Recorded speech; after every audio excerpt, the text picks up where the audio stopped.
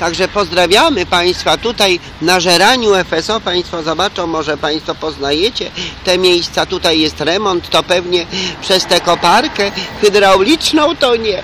Proszę Państwa, no tutaj jesteśmy, to nie jest Wola, no ale też Warszawa, jednak to nie jest lotnisko, to nie Okęcie, ale też oczywiście Warszawa jednak jeszcze, no i lotnisko zresztą jest też w Warszawie. Proszę Państwa, tu są bardzo tanie produkty, proszę kupować i przyjeżdżać.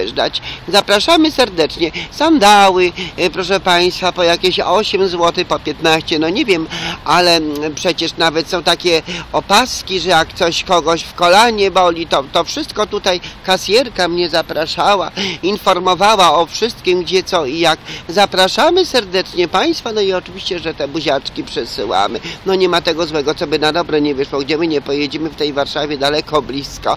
No to ja mam wielkie szczęście. No zobaczymy, jak będzie dalej do końca miesiąca.